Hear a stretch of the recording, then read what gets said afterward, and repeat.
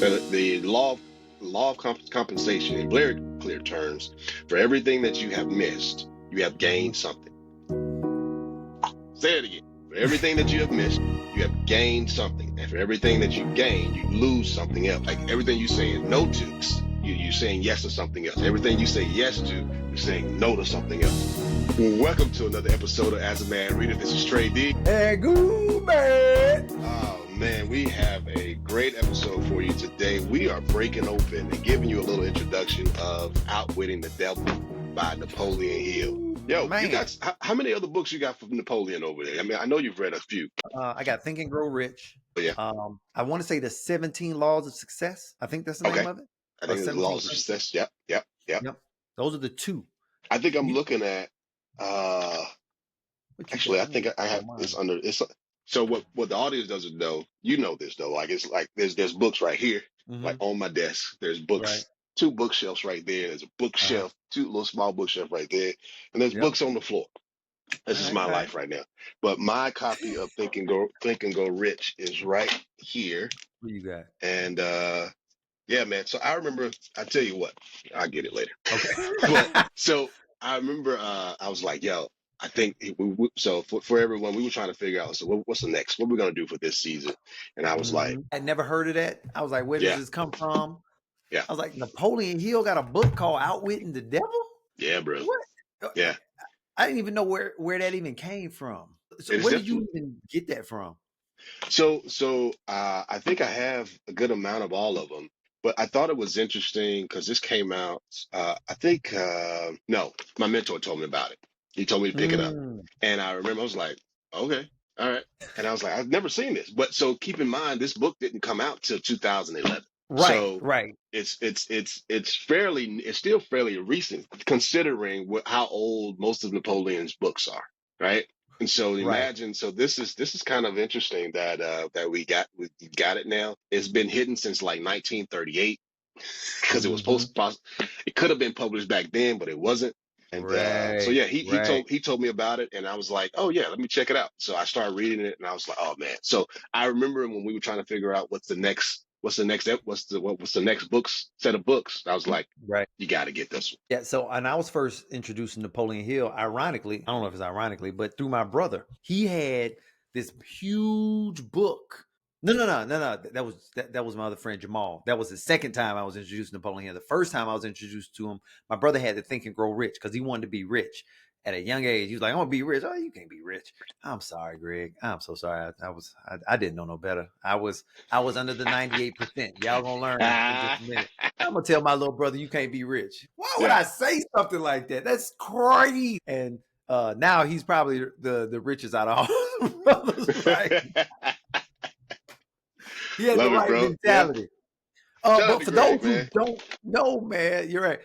For those who don't know, Napoleon Hill was an American self-help author. You know what I'm saying? And he's known for his bestseller, Think and Grow Rich, back in 1937. All right. Just to give you a little bit of history, if you don't know, you should probably look him up.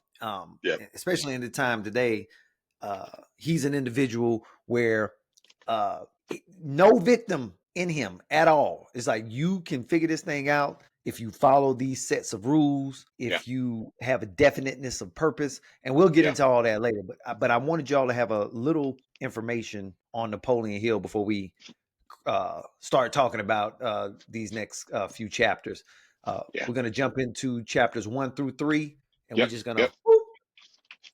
So there's a lot of cool, so I'll start here. There's the first page you see on the book. It says, fear is a tool of a man-made devil. Self-confident faith is in oneself is both a man-made weapon, which defeats the devil, and this man-made tool, which builds a triumphant life. And it is more than that.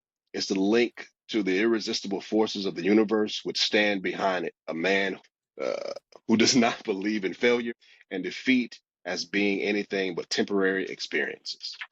That's how we start. Page is it? What page? That's the first page. That's the first page for me. It's like the inner cover.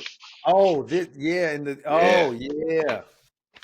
Woo! Fear. And then fear is the tool of a man-made devil. Like that. First off, hear that. like I don't even think people hear that first sentence. Fear is the tool of a man-made devil.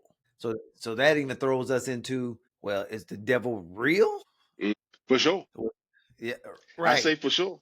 And so Yeah. he starts off the book, and I think the chapter one is basically the interview with Andrew Carnegie. Now, Mm-hmm. some of us know Andrew Carnegie Mm-hmm. as well. You know Dale Carnegie, but definitely Right. you know Andrew Carnegie. And he's like, hey, this is what I want you to do. He basically sends this guy on a mission. He said, Andrew Carnegie sends him out on a mission, and it's Mm-hmm. like, I need you to do this, this, this, and this, and I need you to interview all these people, and then come back Right. and talk. Yep. Yep. When you think about it, it's very, very much on like a superhero arc because Andrew Mm, Carnegie, he was a industrialist and a philanthropist. I don't know if Carnegie. I think we say Carnegie, but I think they pronounce it Carnegie. Carnegie. Yeah, but in Yeah. America we just say Carnegie. Hey, But, same way we but say I think in the church in America we say Pontius Pilate, Pontius Pilate, instead yeah, of Pontius. Pontius Pilate, instead of Huh? he's Italian, it's Pontius Pilate. like which Is is it? Pontius Pilate. Like what? You just Anyway, taught me. You just taught me something. I did not know that. think about it. He's Italian. He's not from South Carolina. you know. So anyway, I'm sorry. Keep going. Keep going. Let's go. Let's go. Oh man. So you got to think about it. So Carnegie was Yeah. one of the big wigs, like your J.P. Morgans, your Rockefellers, like Yeah. one of those big families that started industry in America. And Yeah. so Napoleon wanted to interview people Hmm. to figure out how they were succeeding, like people who were Yeah. successes. Yeah. And Carnegie was like, yo, bro, okay, so let me tell you, let me put you up on game, homie. You need to interview those who have failed. It's Yeah. gonna take you 20 years. It's like one of them old Zen Hmm. monks giving you a thing like, but he said you will be I forget the word he used, but beyond successful. If you can For sure. just stick to doing that, it'll take you 20, but if you do it, it'll be worth it. And Great question so, for folks to think about. 20 mm, years of labor, no pay for it. Would you still mhm, do? you still do it. Hey man, see that you already know I'm gonna go for me there. That was the acting. You gonna Yeah. act, Yeah. even though now everybody online is doing it, but I prepared. Like I have the training of it. So it's like, man, how you okay, it looked like you real. Because I practiced and rehearsed for free for Yeah. years. Yeah. Uh, uh You, but you know what I anyway, found so interesting? go ahead. So go ahead. No, I was thinking. So I was thinking about this as we went through this book, and I was like, oh, that's interesting. Mm-hmm. Some of us, some of our viewers and our listeners may remember we did a couple of books from Wallace D. Wattles. Mm-hmm. Um, we did Signs of getting what was rich. that? Signs The of Getting science of Rich. getting rich. Mm-hmm. Signs of Getting Rich. Yeah, yeah, yeah. And so as if you start to read more Wallace D. Wattles, he starts talking about some of the same people that uh, that Deal. are Uh-huh. that got interviewed that were basically being interviewed by him. And Right. you go back and look, and he's like, oh man, Wallace didn't care for Ford. He didn't care for Carnegie. Carnegie. Right. I was Right. like, he was in a, even though if you there's an interesting thread between a lot of these authors and their content, you can still see, how they actually saw the world was still slightly different, and how they actually Mm-hmm. interacted with each other was different as well. Thought that was interesting. Yeah. But their principles seem to align. So, Principles, and that's what matters. The yep. principles were their personalities, demeanors, dispositions were different, but Yep. principles are what principles are.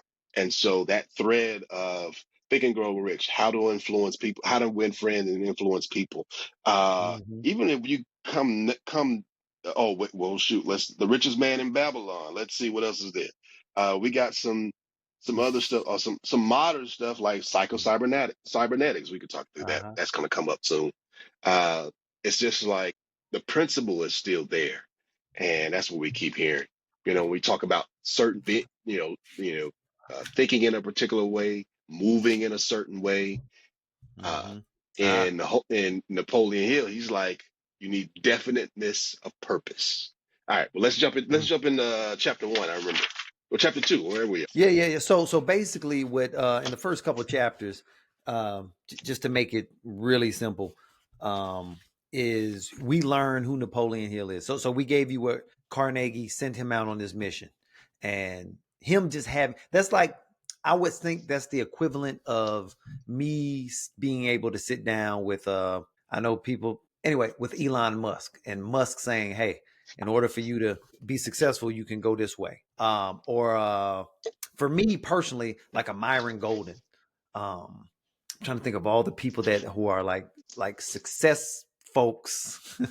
Let's go. Okay. Tony Robbins, hey, this is what you guys should do in order for you to be the greatest. You know what I mean? Like that energy. Yeah. And I'm saying, hey, I want to be the speaker or I want to touch lives. And they was like, hey, in order for you to get there, it's going to take you about 20 years to do it. So anyway, Napoleon says, okay, I hear you. That'll be my side project in a sense. I'll do that, but I'm gonna go do these other things first. For sure. I forget what was his first. You remember the first job per se? I don't remember the first job. Nah, I don't remember. But he made his way up by the end. He was a top executive. Yep. He had been going up and down, up and down. He had made some money, lost some money, made some money, lost some money. Okay. And this also this. Oh, you found? Yeah. I highlighted all of them because I was like, I'm gonna want to say this. So basically, he became an advertising manager at LaSalle Extension University of Chicago, and he said it went beautifully for a year, but then he says I was seized by a violent dislike for my job and resigned. And then he became, and I know the feeling. I know exactly what he's talking about. Yeah. And then he became the president of the Betsy Ross Candy Company. And then he said, at the time, it seemed to me, he seemed to me at the time to be unfortunate disagreements with business associates disengaged me from that undertaking.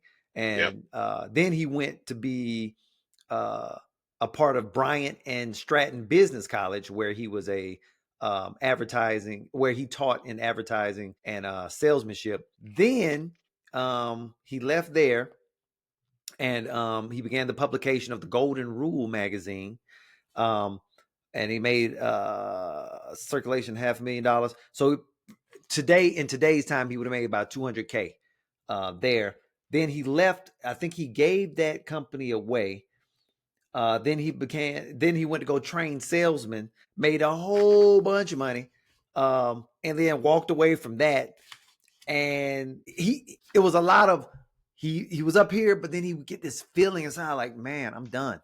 I don't want to be, Oh, I think that's hinting at something that we'll see more in the book as well. He's like, something doesn't align.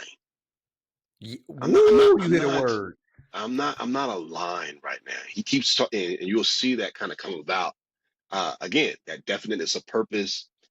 He said on page 11, he says, he said, for nearly 2 months, I suffered with the worst of all human ailments. And guess what that is? And you and I were talking about this earlier. Indecision. Yeah. Indecision. And so he jumped into that. And he says he knew about his 17 principles. He already written about it, a personal achievement. But he realized he didn't know how to apply them. But this is what we didn't tell the audience. Carnegie told him that if you do this for 20 years, you'll also hear this other voice. You're going to find your other self. Yes, he began to hear another voice. Now, I was going to say nowadays we call that crazy, but I was saying in the 80s we would call that crazy. Nowadays it's like, honor that piece of yourself, that little voice you hear. But he really heard it in his head. Yeah. This voice saying, do this. And it was resolute. It was no questions asked. And just so we can get over to the next chapter, so we'll knock that out. He had this moment of epiphany. It's on page 12, where he said he had began to walk 7 or 8 miles, and then he found himself brought to a standstill for several minutes.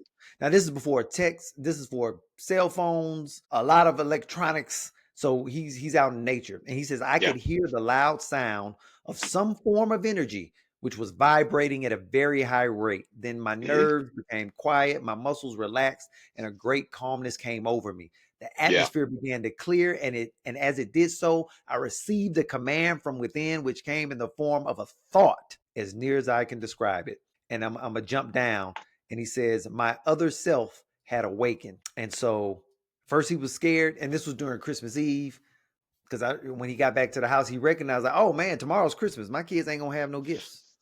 Yeah. So he didn't say he was stressed, but I'm sure he was stressed. That's why he probably took this walk. Like, man, I got to figure this thing out, man. Yep. Like, what am I going to do?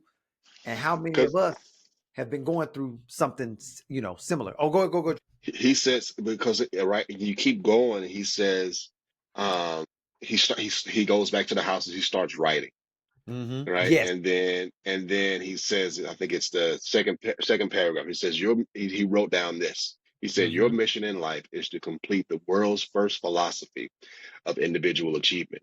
You have been trying in vain to escape your task. Each effort, each effort having brought you failure. You're seeking happiness. Learn this lesson once and forever, that you will find happiness only by helping others to find theirs or find it. He said, you're such a stubborn student. I'm adding some stuff on here because like you could hear him talking to yourself. Yeah. You've been cured of the stubbornness through disappointment. Within a few years from now, the whole world will start through an experience. Will start through an experience which will place millions of people in need of the philosophy which you have been directed to complete. Your big opportunity to find happiness by rendering useful service will have to come. Go to work. Do not stop until you have completed and published the manuscripts which you have begun. I was conscious of having arrived at last at the end of life's rainbow, and I was Yeah. happy. Okay, so, and I know if I keep going at this rate, we're not going to get to the next chapter. So, okay. But this here is what you guys need to know. Like, he heard it and he didn't wait. He did it. He just wrote it, figured it out. I'm gonna give a real quick example because I was sharing with Trey a situation I was having with a particular college that I was being employed by to do standardized patient work. I act. This is what I do. I'm helping this school create doctors. So I am doing something that's good for mankind, the way I look at it. Like, I'm actually helping people become doctors. Now, a piece of me is like, so there's that piece. Y'all not getting down to the root. y'all ain't saying nothing about no herb, about no energy, about no walking, about no food.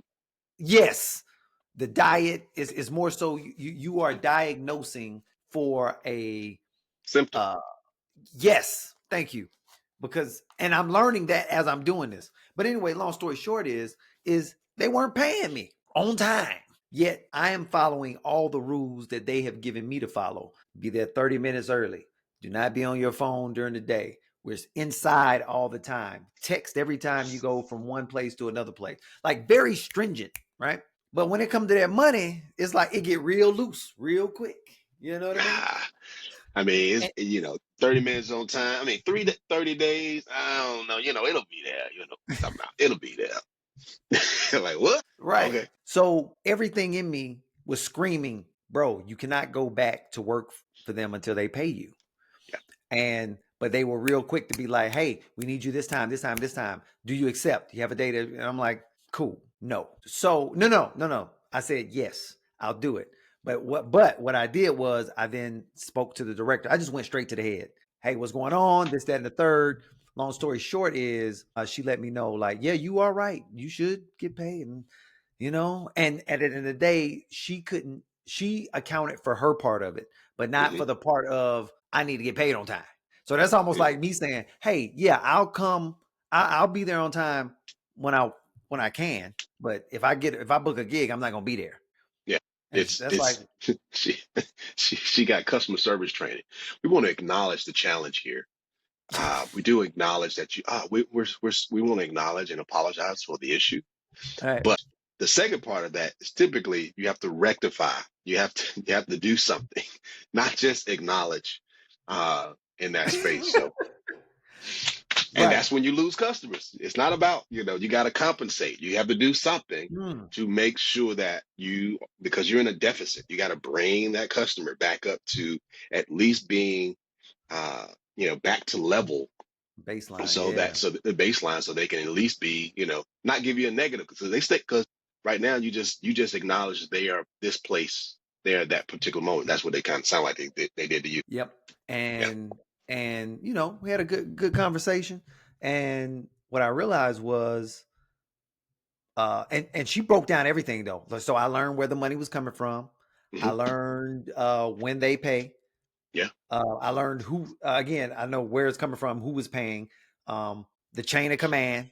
Like I Hmm. learned a lot of stuff, and I was like, okay, now I know all these things. I can attempt to rectify that for myself. But once the money hadn't come in, I said, you know what? I could be using this time to Yeah. be building me up instead of giving my time to someone else who they're not going to honor me through the money that I want. So I had to turn it down. I talked to everybody. I didn't do any of the just leaving. I kept it professional.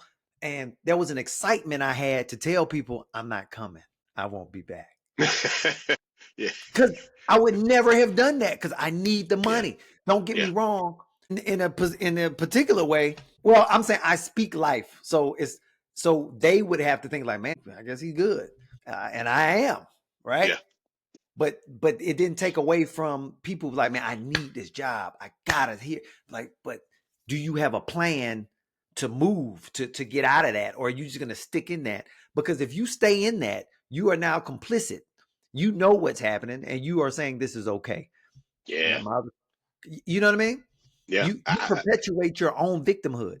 Yep. I just heard in my head everything that you desire and need, you already have. And that just kind of that plays in my head a lot. Like everything you need, you Mm, already have. You just got to figure out how to pull it to you. You got to figure out how to, everything is achievable. Everything is achievable. Everything is achievable with the right and proper strategy, with the right and proper resources, the right and proper amount of time. So mhm. everything you need, you can find. Everything you need, you probably already have. You just got to like dig for it a little bit. It's probably on your Yeah. property somewhere. And not just, it may be already within you, like all of that. So that just hit me some kind of way. I don't know why, but yeah, man, I Yeah, hear that. Napoleon Hill And moment. kudos to you, dog. That's hey, yeah, we good, dog. All right, Yep. all right. One thing we ain't And gonna do.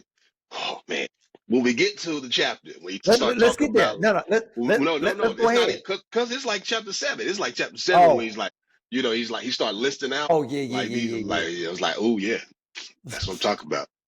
Yeah, yeah. let's get Right. there. Let's get there. Where are we? So but that felt great. So let's get to the point. The everything that we just led you up on is Napoleon is about to talk to the devil. And he's gonna have a conversation with him Yeah, at on the steps of the Lincoln Memorial. yeah, And I don't know what he's looking like. He must look like a regular dude.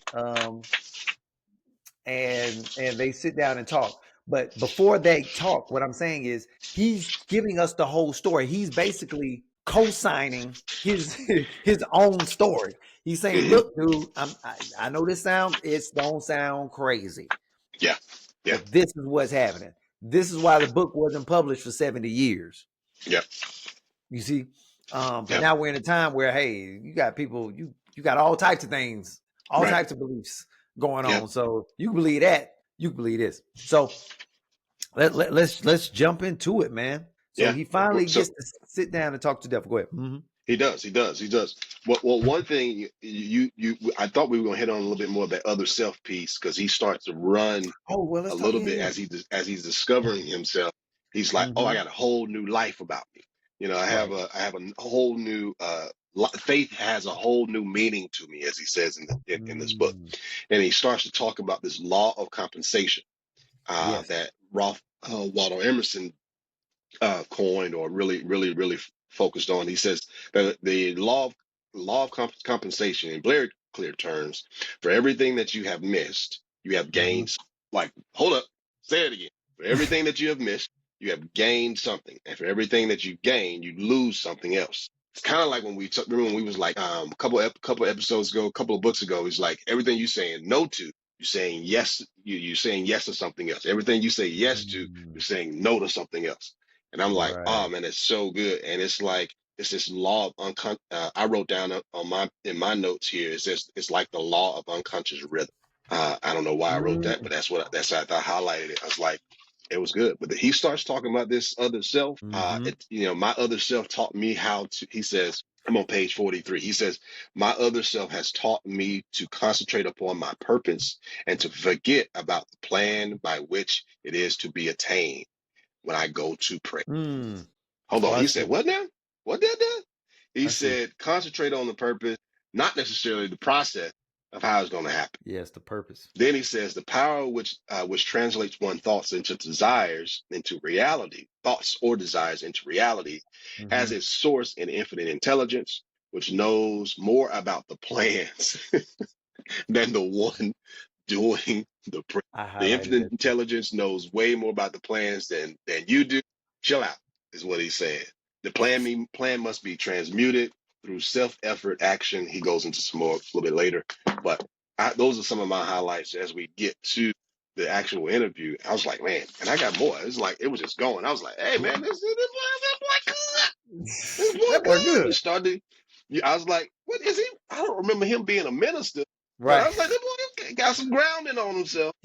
Got some grounding, but. Because the title of that chapter was the value, well, not the title of the chapter, but the insert was the value of giving before trying to get. Oh, yeah. And it's like, what are you giving? And my SPs, other standardized patients, I was letting them know what was going on because they, as a group, had told us, about the pay issue as a group. So as a group, I'm like, what are we going to do? Let's come up with a common, our common interests. What has been happening to you? Okay. What's it been happening? Have you gotten paid? Have you gotten paid? And it was just, the disparity was crazy. Some people were getting paid. No one had been paid in full, but some had been paid more than others and with more frequency. And that could turn into something. And I'm the guy that would try to figure that out. But guess what? I was like, I'm giving y'all I'm a good SP. You lost a good one. And it's almost like the Browns in football. You lose good players because you don't have good administration. So Baker Mayfield looked like he was garbage in Cleveland. Odell Beckham looked garbage. Everybody left got good. Yeah. People who were good got there, got bad. It's like, what is happening? It's an endemic. It's endemic. It's environment. Okay. I'm doing too much. I'm doing too much. All right. I'm with that. We good. Right? Jumping too far. Y'all will hear about that. Right. No, you good. And then we did skip over real quick. What was it? Okay, so that for that law of compensation, we got that. Yeah. What was there's a solution for every legitimate problem, no matter how difficult the problem may seem. Everything is Yes. And you know what? I was going to say something about, search sincerely and you will find it. And I wrote authenticity. That was on page 37. And now I'm just kind of jumping through. But I think what I wanted to talk about was that other self, going back to that. On 36, he says, the other self follows no precedents, recognizes no limitations, and always finds a way to accomplish desired ends. That's why I don't knock some of the people that we see, let's say in celebrity, because they push, like they can't even act. Well, they acting. They getting paid to do it too. But they had such a strong desire to get this thing that they want that they do get it. The question is on the flip side, like what's happening on the flip. You might have these, because I don't necessarily want fame. I do want fortune. I won't lie to you. I want the means to have to the not only the physical means, but just the means to go get what I want when I want it. And to a point, sounds like to a point where you have no one. Ooh, that's good preaching, Trey. I know. You got to get to a point where you get to a point where you don't want nothing. You're like, oh, I don't really need. But see, that's a different conversation right there. When you, oh, I don't really need it. I'm good. Right. And But so, if I wanted something, I could go get mm, it. so to some degree, I think that's what Hill, again, those first couple chapters was really illustrating too. Okay, I want to do this thing. Okay, yeah. And then over time, it's like something's off. Next job, yeah, this is cool. Yeah, something's off. And you can't run away from that thing that keeps, it's just eating at you. Yeah. You Yeah. can do, you gotta go. You are putting, it goes back to that every opportunity gain, I forgot how you even said that. The Oh, missed, what he said? What he said? He says, that was hold so on, I good got because I it. highlighted it too. Let's get to it. For everything you have missed, you have Yes. gained something else. And for Yes. everything you gain, you lose. That is, if you really sit and think about that, it's like, so yeah, I had to resign from the position. And in my old self was thinking like, bro, you could just made a quick, $200 real quick or whatever the amount of money is. Yeah, but when am I gonna get it? So the longer it takes for you to get paid, the less money you're actually making. That's the way I see it. It's like money deferred. Hey man, listen. The inflation rate is still happening. It's still what it is. So whatever they were supposed to pay you last year, Yeah. according to the inflation, uh, it actually is worth less now Right. when you get paid, or when you get paid in September. In Like, September or hey, something. that's not how that works. So I Right. need my money today. I need my Today. money soon so I could actually use it within the economy this moment. It's, Right. yeah. Yeah. Same price. What they say, my price today ain't the price tomorrow, whatever. Oh yeah. That. Yes, yesterday's price ain't today's price. Right. And if you paying me, what if you paying me today and I get that in September, it's actually depreciated.